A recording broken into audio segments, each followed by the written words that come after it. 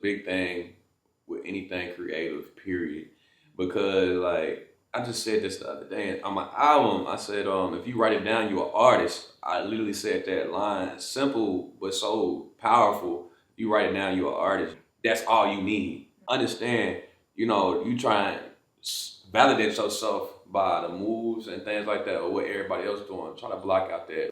When I was going through my hardest time as a musician, I feel like I had so many people in my ear telling me that's not gonna work, this not gonna work, that ain't gonna work, you need to sound like this. Man, everybody listening to blah, blah, blah, blah, boom. But I'm not them people. Right. You are not them people. Your power is being you gotta be to yourself. You gotta literally listen to yourself so much. Take that time to yourself, listen to yourself, write everything down. Right now. Hey, welcome back to the Rob the Savage podcast. I got a special guest here with me, man. Live Bree. What's up, man? I'm thankful to be on your platform. Just honestly, I'm a fan. I watch all the interviews. Thank you for what you're doing in our community, connecting us, connecting the people with us, you know what I'm saying? Highlighting the city, highlighting the world, highlighting us creators. On a big level, you're highlighting their human. I appreciate your responsibility in the game, G. I appreciate that, man. Like I said off air, man, I'm trying to make Nashville Black Wall Street of our generation. Going. You're going. Appreciate it. We're going to dive right into it, man. So look, everybody wants to know, man, who is Live Bree? Live Bree, the human butterfly himself. I'm always constantly evolving, trying to get better. It's bigger than music with me. My music is my gift that drives a lot of people, but this is really who I am, this journey of when you listen behind the music, everything I say, I'm really doing. I'm practicing. I'm practicing trying to move forward. I'm practicing trying to battle anxiety and depression. I'm battling relationships. I'm battling love. I'm just trying to be my best self, just like you. So that's why people resonate with me. Live Bree, the name it rooted from my mom and dad separating. My dad was in the streets. Salem town out north. My mom was in Antioch, it had me around my grandmother, which had me in the church. So, I had two personalities I was juggling as a kid. Didn't understand myself, but found myself as being somebody that could connect to all people. And Live Bree was born that way. So that's where the name came from. I like that, man. I like that. So you said Salem town and Antioch. That's two different worlds right there itself, especially going back in the day. Back in the day, yeah, it was way different. Back in the day, man. So Dad being from Salem town. So when did the breakup happen? We changed your life. Really, for me, I don't remember my mom and dad really being together that long. To be real. But my life always been too loud. You know what I'm saying? As far as different lifestyles, different upbringings. There wasn't nothing wrong or negative. It was just you got to process that as a young man, as an individual, as a kid. I know that's like a mental health thing, but honestly, they had different structures of life. You know what I'm saying? My mom was structured, had a schedule every day. My dad was like, nah, we finna go. You feel me? X, Y, Z. But I love that, having very young though, and I was one of them kids that, when I go to Salem town, or I go to Dodge City, or I go to Metro Parks, I play for Bordeaux Eagles. You didn't see me all the time, so I was always having to defend myself because I ain't always in the neighborhood. You only see me every other weekend, or you see me every summer. So I gotta prove to y'all this. I'm really stepping. Then with my mom, I'm in the church, or I'm in vacation Bible school. I'm too edgy because I got this experience. You feel me? But I understood as the time goes on. I was always misunderstood, but always outside the box. I didn't feel like I had a friend group. I still to this day, people, that's very close to me. I never got that chance to even create friend groups because of that lifestyle. And honestly, music changed my life, created me an identity, you know what I'm saying? But even starting out music at 13 years old, being a pioneer of creating a young artist in Nashville, that was a lot of responsibility, but realistically, I never had a chance to have friendships and party. I was getting booked 13, partying at Sweet 16, surprising people, doing things since that day. So I always been a lone wolf, always been to myself. And I feel like these last 2 years, people got to finally understand who I am and unfold me. But that comes with growth. It really came through graduation, came through, maturing into a man, and God blessing me with the opportunity to use my testimony now and empower other artists, individuals, human beings. But that's the Upbringing story right there. That's real. Man. I can relate to it in a sense, man. You had mentioned how when you go to, sorry to hear this, but you play for Puerto Rico. Championship, so y'all probably was good. Yeah, I give it to you. Always. Yeah. But my dad, he's from South Nashville. My mom and dad still together to this day, but my granny and granddad still live out south, right off of Claiborne Street, and right next to JCUC. But them summers going over there just kicking it. Grew up with some of my friends, ended up going to McGavick, but they already had that kind of feeling. But I'm really from East Nashville, I grew up in Chesapeake, Park over there, so it was like that was a rival in itself. So it's like you gotta prove yourself when you're out there. Well, that's my eat. That's my south. So all that, that's a real thing. That real deal was a thing at one point. So I can relate to that big time, man. So as you navigating through life at that young age, you mentioned earlier that you went to Antioch. I went to Antioch. John F. Kennedy started my career. That's why I literally I performed at a pep rally and went viral, and ended up creating where I started going to different schools. And luckily, I think it was a big part that my family wasn't together, because when I was on the weekends, I was going to different neighborhoods. I was going to different neighborhoods with my mom. So like it started like being, I don't know, it was weird. It just started blowing up literally from John F. Kennedy performing at a pep rally. And that's before social media was really a big thing. The only thing we had was Facebook. So what year is it? This is probably, I can't recall. I was in 7th grade, I think, when me and Jamal did that. And literally, it was around the time Crank That was out and Soulja Boy was out. So that's what I'm saying, like I'm 34. I was 13. You were 13 when I was out. 12. So it's probably 10, maybe. Okay. The reason why I say that, man, you went to Antioch. So my time in high school, I came out of high school in 07. Yeah. And it was one man in Antioch who had the whole city on lock. Was it? Preston Bryant. I heard it. Yeah. He's had a pressing party the days in and all that stuff. So you going to Antioch, man, you already kind of had a trail ready for you. Wow. Because what he had said with the party scene. That's crazy. The Preston was on the top running backs in the city. Word. And do you remember the rapper Maceo? Nah, I don't. But I need to know. Okay, yeah. So Preston was one of the first guys in the city who had dreads. It's funny, I'm reading. That's crazy. So of course, a lot of women was liking bruh because he was GD, dad, football, and had all parties. Yeah, right. So that was like the thing, man, just to be out in Antioch. That's so crazy. hearing that you know what I'm saying, at the pep rally and you blowing up, I said, man, Antioch got juice there, man. Yeah, we definitely was different. Antioch is a different breed, period. And I know people, they just now getting Bell Roll, they flowers. Shout out to Jelly Roll too. Right, right. But nah, like it's always been different and special. Honestly, if it wasn't for Antioch and John F. Kennedy Middle School, Bell Roll, you wouldn't even see 2 Live Breed, because that support system was just crazy. They'll tell you, people that went to school with me, I couldn't even really go to class. I was always just everywhere. It was a real life thing for me. I believe it. But they inspired me when I ain't had nobody. Like literally, I ain't had nobody that understood me. You know what I mean? They supported my music and just the human in me, my joy. Similar to TSU, when I went to TSU, I didn't even want to go to college, honestly. But Street Symphony told me, hey, you need to go to college if you want to deal with me. That was real. And I was like, man, I just really don't want to be having to prove myself to people because I'm different. I always knew that, but TSU took me with open arms, and people like Mr. Ritchie and Errol Vincent and Ashanti Chambers and even Larry Jenkins, they all just seen my heart, and I took over the campus without joining a fraternity or anything like that. It was just all genuine love. But that school, it's always, my story always been community and love, bro. And I'm just thankful to be able to see that happen. But I encourage also artists, if you watch them, love the people that's right in front of you. Them is the number one fans.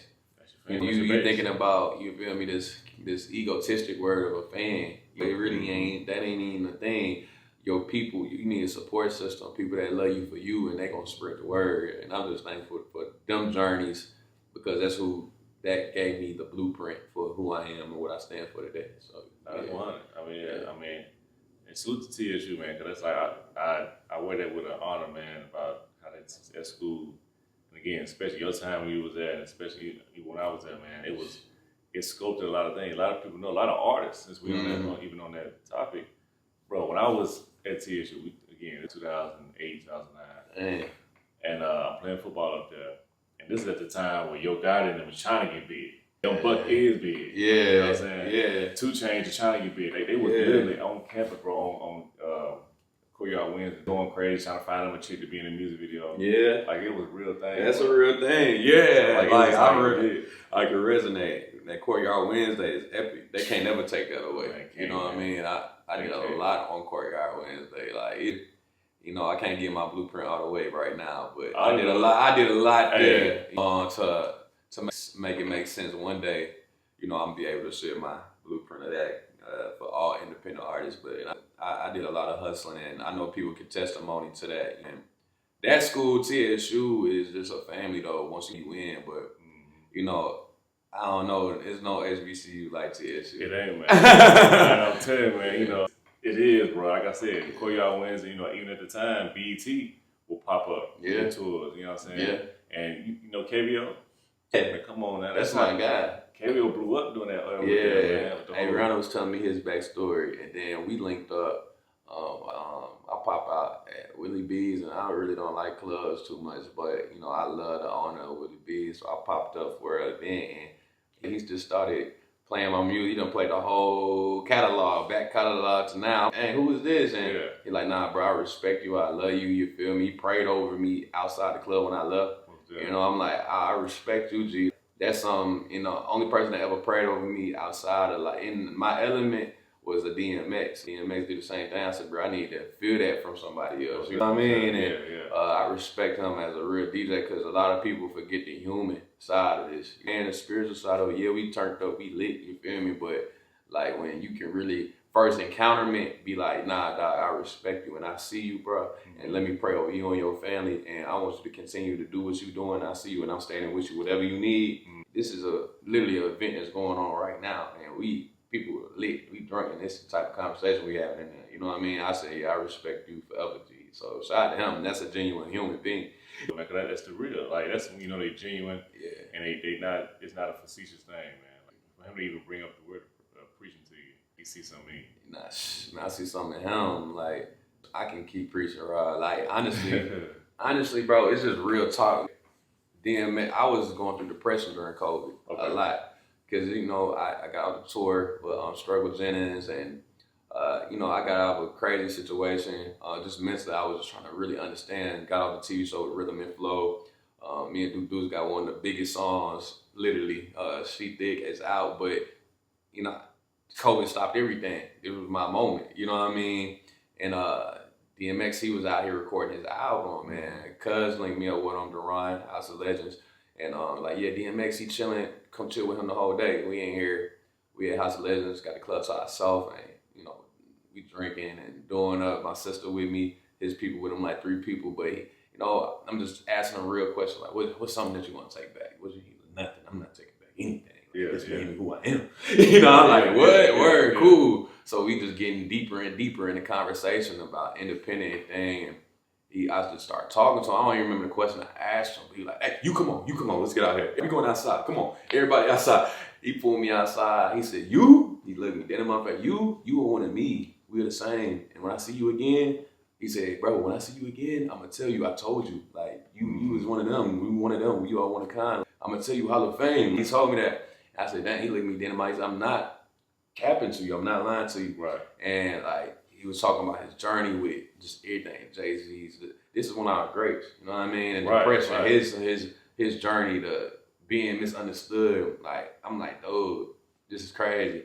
Pull me in the car seat. We going to the liquor store. We on Jefferson. Go to the liquor store on Jefferson Street. Right. He hop out like normal. He out there shaking hands with people. With everything I want to be, you feel me? Like, he like still, it's old lady. You did, man? Yeah. You want to drink? You know, we good. Like, he like, I'm good. You know, he got that New York. He was out here rushing people off the road. I said, that ain't safe in Cashville. Right, don't get it confused. But that was like a real moment for me because like somebody that had to take that ego off. And then he like, man, here's my number. Really physically gave me his number. You know what I'm saying? Like, he ain't had to do that. And he said, hey, you can call me anytime. Yeah. And he meant it, because as soon as I hit him up, he answered. When I text him, he texts back. Right. Like, I done met millions of artists, and I'm promised you, I put it on God, your favorite idols, and you really genuinely want a human relationship with you, G. Like, I don't care about that ego stuff. Like, I don't want you, you don't have to shout me out. I swear to God, you don't got to shout me out. I don't care about that type of stuff. But like, literally, he can call me, and I got you. I want that relationship with the artists I talk to. Right. you inspired with me, and we really tap in. Like, I want to be there for you, and he was that for me, you know. And when he passed away, that's why I was crying. I'm like, because you don't see that too often, bro, in this industry. So he's a passionate guy too, man. Yeah, he was my barber, Bleak.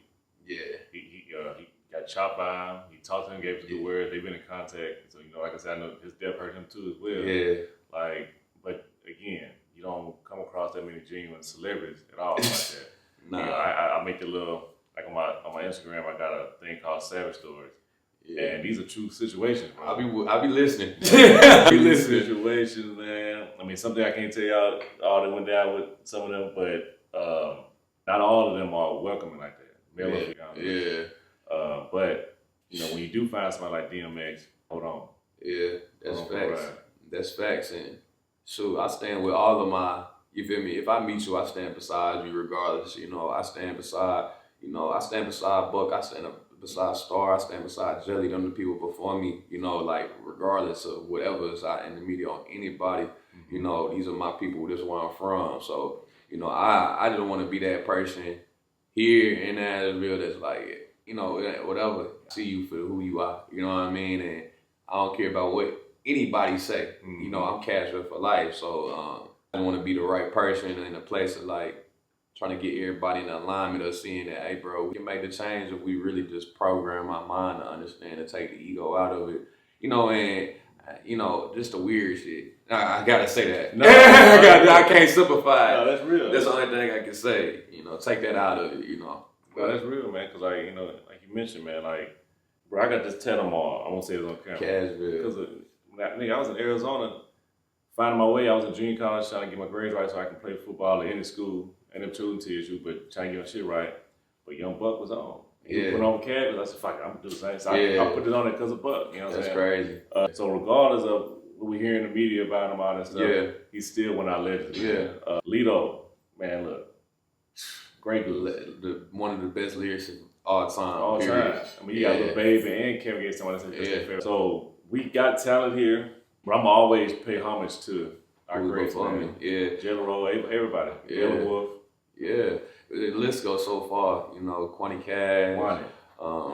Daddy Fresh. I don't want to miss out City Paper. Just got to name a few of them. That's my dog. Nina Ross. I can keep going, but I love all y'all. Y'all know that. You know, y'all done talked to me one-on-one many a times. And, you know, Haystack, everybody, Upchurch, everybody, I see you, you know, and I love you so much. And thank y'all for representing where I'm from and giving me hope in every move y'all do, for sure. Man, that's real.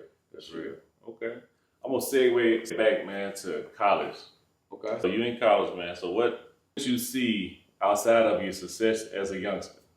When did you see, all right, man, I can really take this to the next level? When was that transition where, okay, I'm too loud to breathe, I'm going to take it?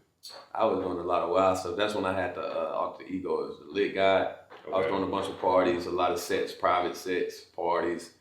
Crazy. I was eating peaches because, you know, the peach represents booty. Transparent. Bro, everywhere I go, I had a peach. You know, I was eating it like, yeah, you know what's going on. That's the lit guy. Turn up. Like crazy, psycho. Man, that's crazy. But I ended up doing a song called Waffle House. And it went viral. And, you know, that's where, you know, me and Club got Zilla.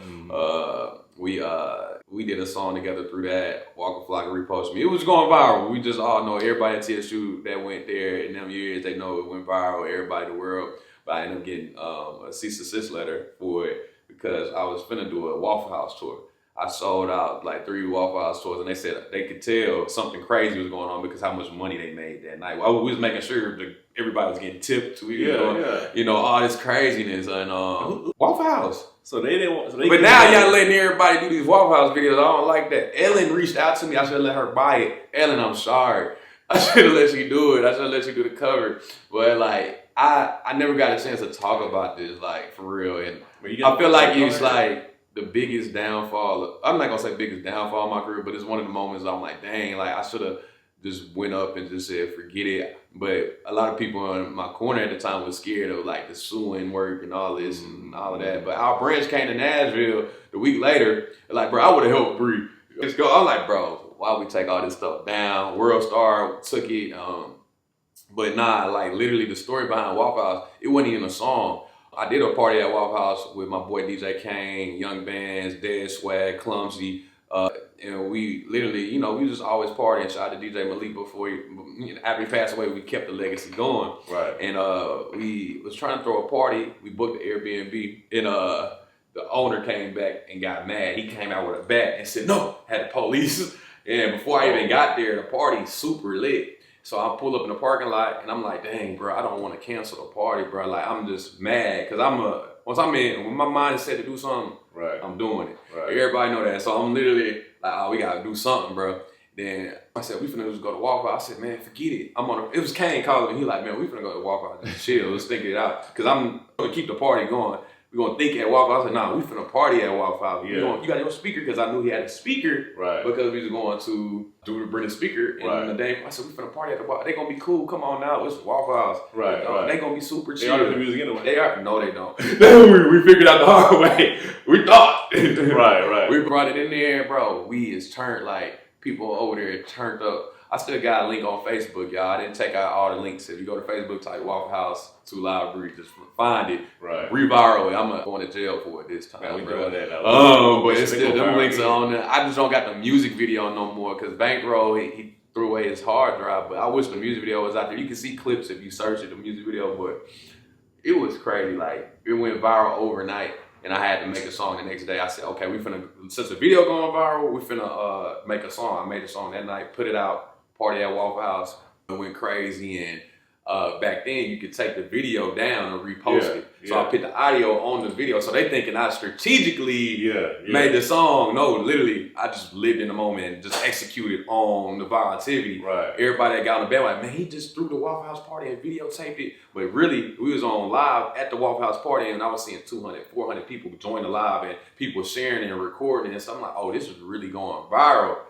Tomorrow nigga in the studio, party at Waffle House. This is real life, this is my lifestyle. And we used clips from the real party and put it in the music video and just we went in front of Waffle House, shot the music video in front of Waffle House, and I had the girls in the fur, and it just looked like it was all it was just jeans. That was jeans. We need to make a way viral again. Yeah, we're doing it. If somebody screen record the video, something, please send it to me. If anybody got access to the real actual music video, you'll change my life. We don't got that. We really want that story to be out there. I know I made a big turn I just want that story to be out there living in my career still. Because that's how I got on Rhythm and Flow, because of that music video too. They seen that, and when they was developing the video, that's how they scouted me to be on there. So it's like people don't even know, like people be watching, and they may not hit you up until like 2 or 3 years.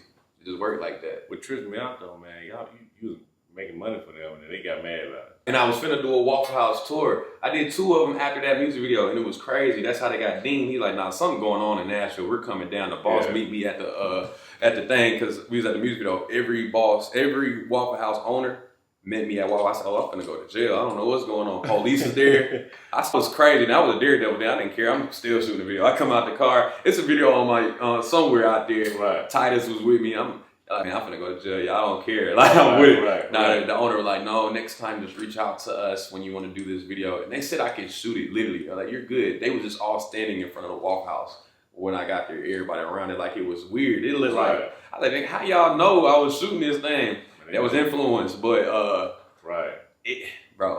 was a good, fun time in my life though. I ain't gonna lie. We do that. Yeah. For real. We could easily do another Waffle House party. Easily. I would definitely do it. Honestly, after the listen party, we taking a party to Waffle House. So the Waffle House fiasco happens. How did you build from that? I want to take us how you built from that situation to where you at now. Shoot, honestly, that showed me that I think that woke my eyes up though. But I was like in a weird space because I started doing more viral content like that. I kind of regret that though. Luckily, a lot of people won't be able to find that because I'm in a different space. My new fans don't know that Too Loud Breed. So that's Lil Breed. That was my name at that time. So I was going after like trying to get the clickbait, you know, and which was kind of cool because I met a lot of different people, but they got to meet me intimately and understand where my heart was. But that's when I incorporated the peach eating and lit guide and all of this, and I just really, it elevated me to do, get exposed to a different scene.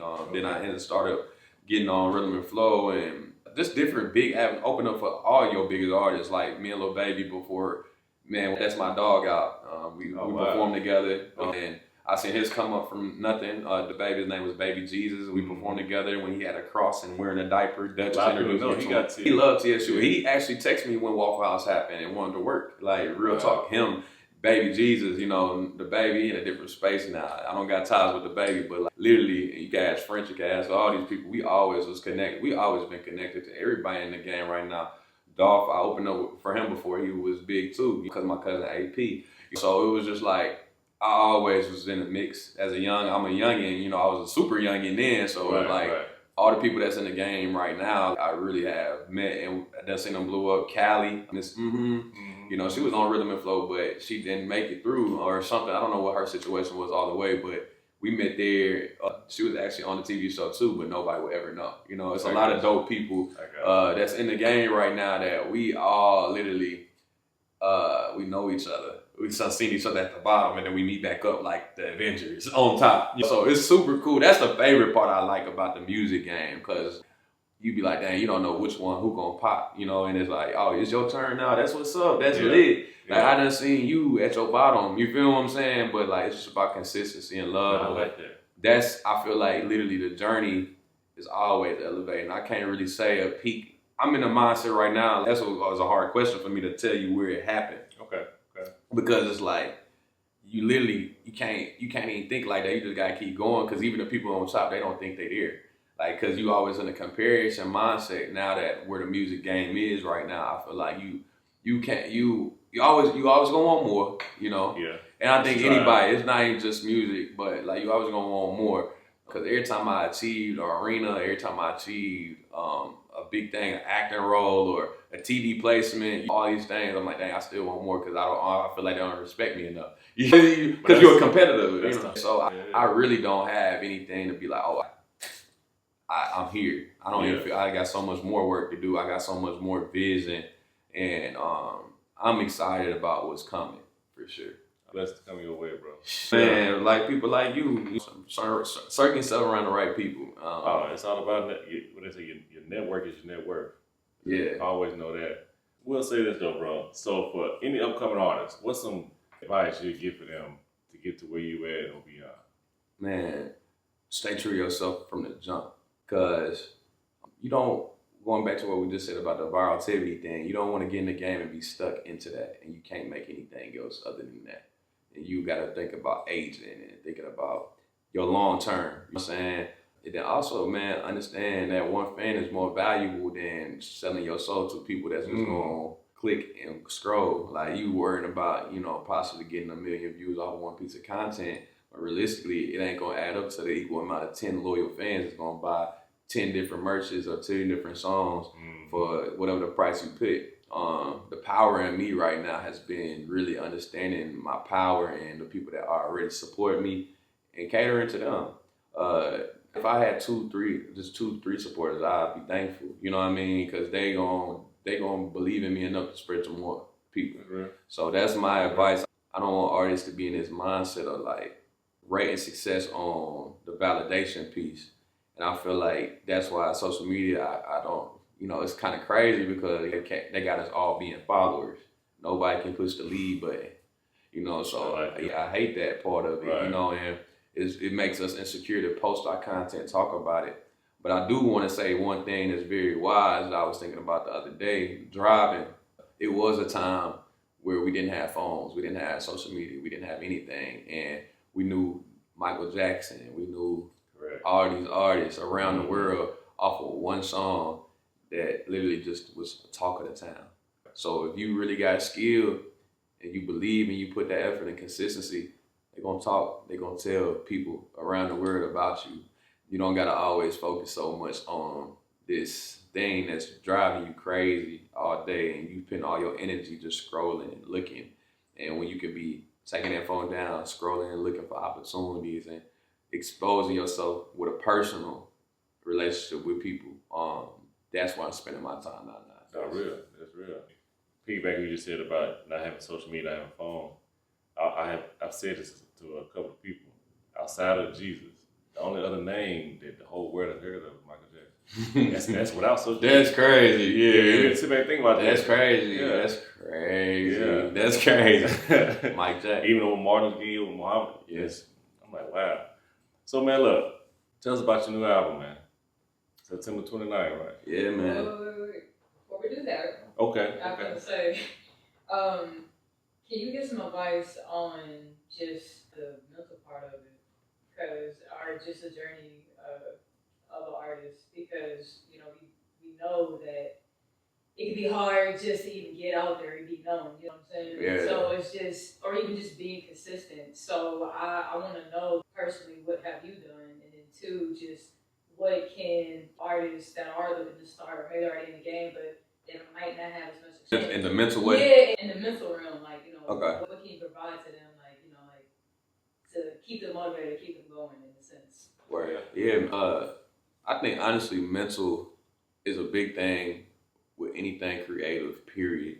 Because like I just said this the other day on my album, I said, if you write it down, you're an artist. I literally said that line, simple but so powerful. You write it down, you're an artist. That's all you need.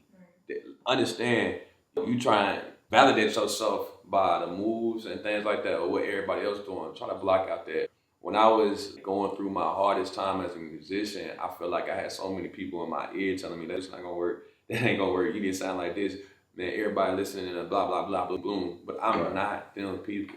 Right. You are not them people. Your power is being you gotta be to yourself. You gotta literally listen to yourself so much. Like, take that time to yourself, listen to yourself, write everything down. Write down your magic. Because literally I got journals really in my house that's so magical because we forget how magical we are. You know, y'all all can relate that's watching and listening. You got something that magical happen in your life and you be like, man, you call your best friend like, girl, I can't, boy, hey, cuz, this just happened, and you forget it through time because you let life soak you up and you forget that we so spiritual. You know, like you gotta write it down. I go through my journal and be like, dang, this really just happened for me. Off of some magic though. It's magic, especially black folks be magical. So I want to tell you to listen to yourself. Take time to listen to yourself. Block out everybody, but I trust in God. I'm gonna give 100 with you. What I hear in myself when I see that vision, I realize in my head, I'm the only person that think like me, dream like me, feel like me. Nobody else in the world is thinking or dreaming like you. Just understand that simply in your mental. Nobody's thinking the same exact thought as you right now. So keep your thoughts to yourself. Don't let it take over your mind, but act on it and move on it because that's your passage to be who you are. And sometimes that's where the risk is. Like, it's like, oh, that's that specialty to be who I am, who I need to be. Yeah. It's literally in there. Yeah. It's so crazy, bro, but you got to have that intuition and you got to have that trust and faith. And I'm going to keep telling you, my faith is in God. But whatever you believe in right now, you know, that's what it is. And straight with everything else, man, just some mental cleanups that I done did over the last 3 years that helped me evolve. It was definitely the music, but I created where I work with the people that trust me as a sound and my voice and who I am as a human being. But like I had to, when I got off that tour and I got off all the ego stuff, I went to therapy. Because I need to reconnect with myself. I felt like it was a time I went to Disney World with my dad, my sister, my brother, and my stepmother. And I felt like I didn't know them. And I felt so bad. And the reason I felt like I didn't know them because I was working so hard and I was grinding that really for the last 5-6 years through college. But college knew I was grinding about this music so hard. I was doing so much and I was overwhelmed. I ain't had no money to my name, but you feel me? I had supporters and I was just trying to grind. I'm just like, I'm trying to make it. I'm trying to survive more. I'm trying to get it. I got to that Disney World and, you know, they definitely proud of me. Everybody like, you doing this, how you feel? And, you know, we were walking around the music park and I felt so low and I was defeated. And then my little brother came to me and was like, at the end, we smoking, we drinking outside on the porch, just trying to bond, family bond. And he said something so wise to me. He was young at the time. He was still in high school. And he was like, and he meant it. It's my little brother, my youngest brother, and the one, my full brother. He said, how do you trust the people around you? And I sat back in that chair and I said, I don't trust nobody. I really mean it. And I said, I really don't trust nobody, just go. And that made me really transition, like, man, before I even had my son and everything, I'm like, bro, I don't even trust the people I'm around to be around my kid if I had a kid. And I was like, bro, I need to reposition myself when I get back home. I did therapy, visited all that childhood trauma and my family. I addressed that, and I learned boundaries, and I started incorporating the people that really love me in my life. And I'm able to be Too Loud Breed everywhere. I know that sounds crazy, so let me dumb that down. I can be the artist that I want to be everywhere. I can be like, not Too Loud Breed as the stage name. I can be Breon, this creative that I vision myself to be everywhere. I know some artists is taking it off at work. You were taking it off at your 9 to 5. Use your 9 to 5 as your record label, as your investor. Live in yourself. Do whatever it takes to be yourself, but sometimes it takes a lot of mental work and challenges. You got to face them people. You may feel like all the people in your family that you are forced to be around and see, you may feel like they're not supporting you, but realistically, they don't know how to support you. If you need therapy to work that out, to address that to them, do it. You just need to talk. You need to communicate. We need to learn how to communicate again. I'm learning how to communicate better. I'm growing every day, so don't think I'm perfecting it. I'm really working on it myself. But that's the mental. It's all a mental game. But once you surround yourself with love and people that is making you be your higher self, bro, it is crazy. Rejoice. Nah, I mean, I love it, man. Yeah. Because I've battled with them myself and my own family members. Are y'all supporting you? They might not be all as verbal as I want them to be, but in hindsight, they don't know how. This also might be new for them, seeing me in this light. They might always look at me as this football guy, real estate, and all that. Yeah. So they don't know how to put their love in that section. And going back, you said about even me having a son, like, I'm like, you gotta trust.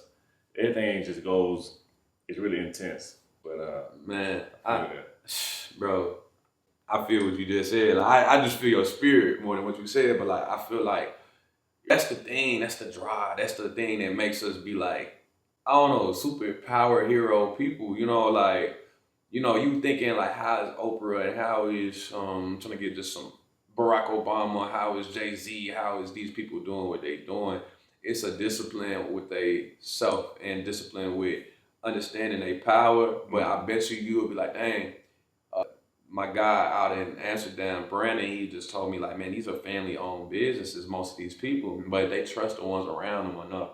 LeBron James, you look at him, I'm really trying to create that community here, just because like, we thinking that these people, that celebrities at these award shows, they just coming up and now they friends. Nah, they came from the same hometown most of the time. They seen easy come from zero. They like, cuz, bro, like, we here celebrating for real. They hosting it in their hometown. right. You know what I mean? They like, bro, this family, that's my godson over there. You know what I mean? Like, and we got that suicide mindset here in Nashville. I keep going back to Nashville because Music City, we on something beautiful. And I'm trying to tell you, bro, I'm trying to speak it into existence.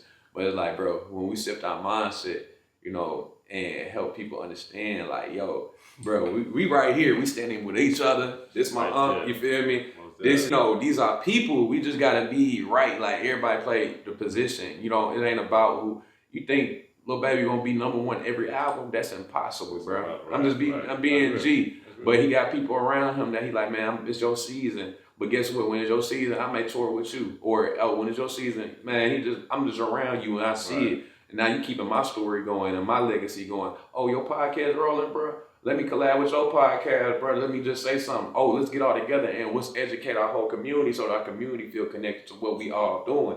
That's what I've been trying to do for these last 2 years. Like, they seeing it, but I hope they're not seeing ego. I hope they don't see Too Loud Breed. I want y'all to understand the human butterfly, the music, the butterfly is about all of us. We all are butterflies. I'm trying to evolve with you. So when you join Butterfly Nation, which is not a record label, I can't even think of the thing they said. It's not a gang. But nah, this is a movement that is literally just helping us all empower one another and show light and give flowers to what's already been done. And that's where I'm at in my life right now, bro. Like, you have to do this with love, intentionality, and see the blessings with it. But I'm done with that. Went back to your album. Give us a piece about that, man. What inspired you about it, man, and then let us know about where we can find it at and about your social media tags and everything. Sheesh, Two Library is on everything. You're a new person that tuned in for the first time. I hope you convert over. You know what I mean? Human Butterfly, the album is the pre-save is going to be September 29th. I'm doing an exclusive listening party with Red Bull. At the Analog, get your ticket. It's free RSVP, but you can buy a shirt that you're gonna want because everybody else gonna have it. But I'm giving you the option because I know rent, do it on the first. So I want you there to be a part of the experience, not only just to listen to music, but be around great people that's like-minded like you. Because when you get to my shows, you're gonna realize how much resources you're gonna get. Because that's what I'm training my people to do, the fans, the supporters, the love, we just pulling one another up, bro. But when you hear this project, you're gonna see my journey, everything I said in this interview, you're gonna hear it. This is my first album, so it's highlighting the whole career, but you get to really be in that musical box with me. I know y'all love my live shows, so this is really gonna show my live show vibe, like the musician, like Cal Jefferson went crazy, the whole production. So you really gonna hear the artist breathe that, a lot of people been waiting on that, just wanting to coast and show people the skill, this one right here. So I'm excited. Pre-save it, September 29th. We do not got an album date because I want y'all to get this pre-save up so I can be charting with the Grammy folks and we get an award. So we gonna get this pre-save number up. And just to let y'all know, if y'all purchase this project, every purchase is 1,500 streams. So I know, people like how. I don't know how. But picture if we get the right, if y'all buy it for real, nobody's buying music anymore. So if you buy it, you put me in a category to be competing with your premier artist. And this is what I'm training our people to do and see. Easily, if I get 50 of y'all just to purchase it, watch what happens. That's all I'm gonna say, just 50. Man, I know we're a streaming game, I'm good on streams, but this right here, we intentionally trying to make a statement, for real. So, look, y'all heard, I appreciate you coming, bro. Man, thank you, bro. Man. Thank you for having me. Hey, yeah, I'm the gentleman. This Wall Street, bro. Yeah, man. What's up? Yeah, man. Stay tuned.